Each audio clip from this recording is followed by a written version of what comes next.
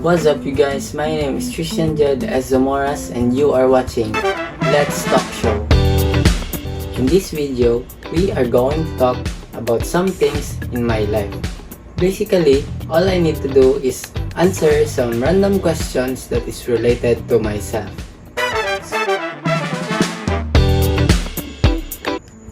Alright, Mr. Christian, here's your first question. What is your favorite song? My favorite song is Bundak sa Letra by No Pets Allowed. Hagahuot, mura nagmabungkag, kulang kag dugo.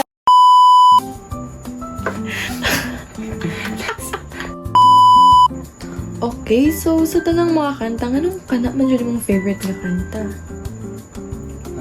That song is like pretty happy tao. Like something like mao jud ang vibe if na ako sa like with friends, sige na bitaw. Okay. So ma-feel yun na mo nga. Actually, daghan jud ang like nagkagustuhan na nga kanta ron. Pero depende ra pud siguro. Okay, so here's your next question. What's the last thing you ate? The last thing I ate was katupitong grilled pusit dito sa sa may Boulevard. May to kay like crispy kayo siya, tas tagagag onion, tas alang pa dyan ang sauce, i-dip rin mo dito. Pero daghan man po naggoan, like, kaya itong mo-visit diha sa Boulevard. Gahan kong time para maka-visit po ko diha. Okay, so, here's the third question. What's your favorite color? My favorite color is... My favorite color is blue. Why man? Ganun blue. My favorite color is blue because it symbolizes my favorite fruit, which is banana. Ay, okay, fine. Here's the next question. What can you say to the older version of yourself? Kani, kung ano siya, medyo serious. All I can say to the older version of myself is to keep dreaming jud and also to enjoy every moment sa life kay wala na ka ang life is kuan ganang wala ta kabalo kasi may tabo nato say sa asa mapadulong, so dapat ito siyang i-enjoy kay aron di ra ta maalkanse sa pagka ganata diri karon mabuhi pa ta. So You're right. Yeah, kay dilibya tanang tao is like kana bitaw mabot pag mga katigulangon kay some of them lagi pang kuha na sa game mo. So good message para sa imong future self or sa imong older self. Okay, Tristan, here's your next question. What is your plan in the future? So, my plan in the future, so gamay ra kayo, so simple lang. So, it's very simple nga kuan sa akong future dapat yun nga makuan ko nga kumbaga makuan ako akong career sa akong kinabuhi nga makasupport ko sa akong family. Mura na akong kuan nga if sa akong plano sa akong future is magka-family ko and also nga support sa akong pamilya. So mura to. Okay. Hindi mo ka mga madato ka. So di na ito mga andoy madato mura mong gyapon madato matay ra mong gyapon ba? Sabi nga nila, libre mangarap. Noon po. So, Pero, why not? Dira gyapon nga kuan so naram gyapon kay so like to nagstorya ko about sa akong career. So di ba? Nga dapat kuan jud akong career sa akong kinabuhi mas successful in order for me to support my family sa akong future. Sige, Kanara, gets ko na simple ra gets kayo. ko na. Okay, let's move on to the next question. What message would you give to a student like you? So, message I would say to my fellow students is like maningkamot ta sa atong ginabuhi, like sa atong pag-eskwela sa kada adlaw. Dapat dili na to kansiyo ng atong parents sa ilang gihatag na to karon.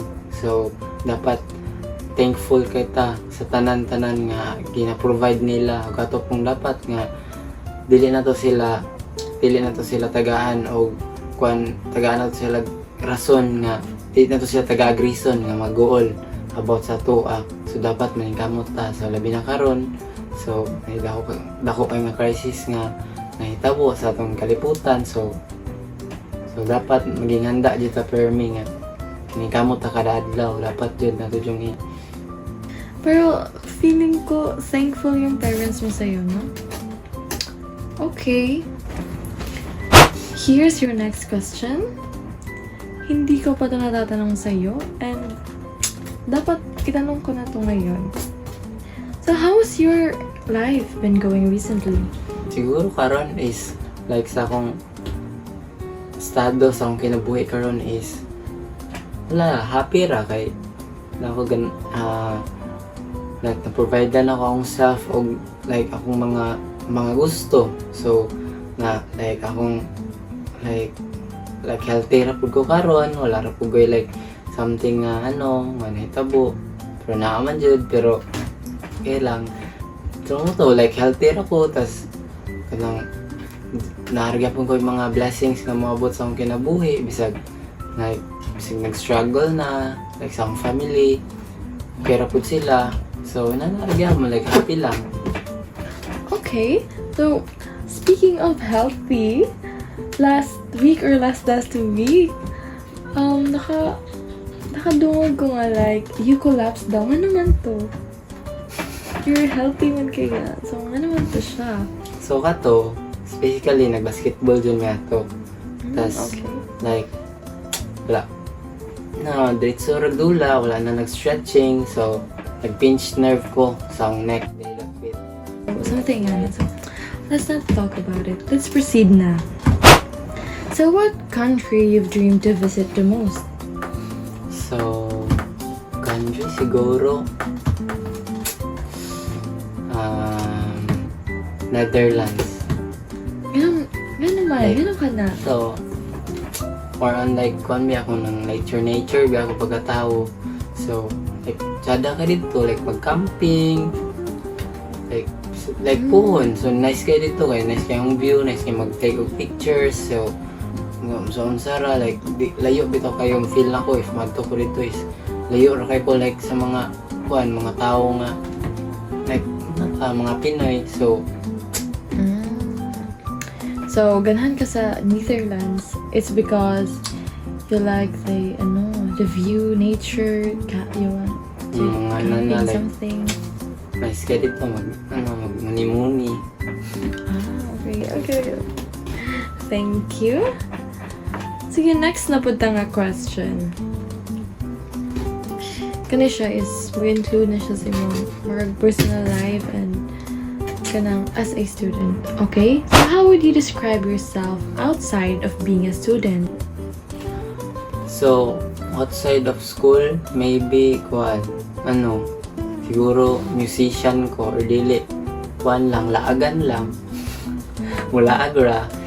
Aside from being a student, kung kanang magkuhan ng extracurricular sa eskwelahan, like mga activities, like kumbaga sports. So sa part po siya sa akong hobby, sa akong kinabuhi, in which like playing a guitar. So di ba?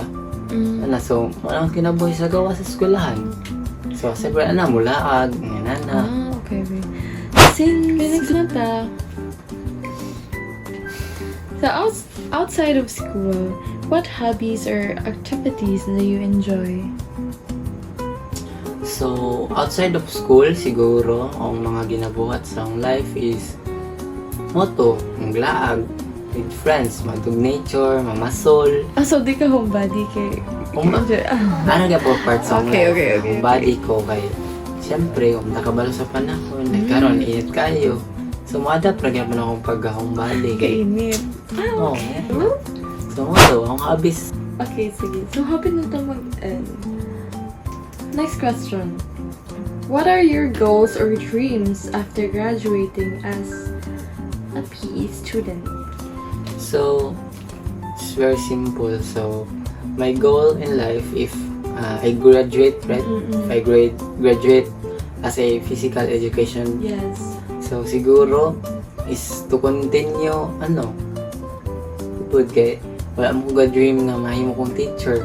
So, siguro if dili ko mahimo sa akong ganahan, kung maganahan ko mahimong Wait lang. Di ka ganahan may teacher, so bakit yan yung program natin mo? So, ato, Yeah. kabalo na ta. Basta ka to, nag-choose ko I chose physical education or being a kanang teacher education. It is because like dagan kog choices if mo graduate ko. So, pero akong ganahan dyan is may mo kong isa ka personal sa Bureau of Fire Protection. So to if dili to na ako makuan, so proceed ko sa pagka-teacher. So di ba na aragon mo graduate, mangitag trabaho para makabalo sa bata sa itong mga ginikanan. So yun ang mga life. Okay. Siguro, kung ka, mabuting anak. Alangan. Kung na good me. Sana all. Ang masuri lang kay sana all.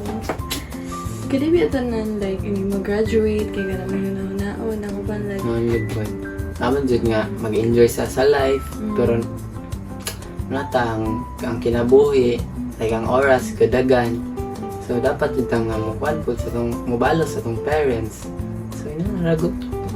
Okay, gets it ka na ako. Bisan Pero di ba po, nice ba po mag-enjoy sa life. Pero di mo po, so po, ma-enjoy naman gyapon na itong life po. Tapos ang time na to sa itong parents is, kuha na lang man, dili man kayo yung nataas pa kayo. I agree. Okay, so, last na jud yung question. Or basta madugangan pa, wala ta kabalo. Okay, how does being a PE student affect your lifestyle and habits?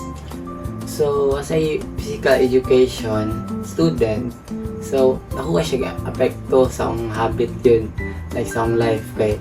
So, ako mga classmates ko, balo na kaya ni, dili ko dancer. So, sa physical education na course is more on like, di po siya, kargado, pero kargado, ay nagyapon, daghan yun, like mga dances, types of dances nga kailangan i-perform sa pagka first year to fourth year. So, nadyo na yung mga practicums, so, magliso jud ko. So, kuhan yun ako nga, abot ako sa balay, like diri sa boarding house. Mag-overthink ko kay, what if inani, katawan ko, inana bitaw. So, mato nga, practice ko, magsisayang kung nakuha diri sa boarding house. So, diba? Mag-naapektuhan yun siya kay murag. Pero dili po sa kuan, ingon nga, kay kailangan mo po i-face, kay maunggid po. Yeah. Pero okay na ba po daw ang pagka-PA student? Naglinora po. So, that concludes our topic. Mr. Christian, thank you so much for Thank you. answering my questions.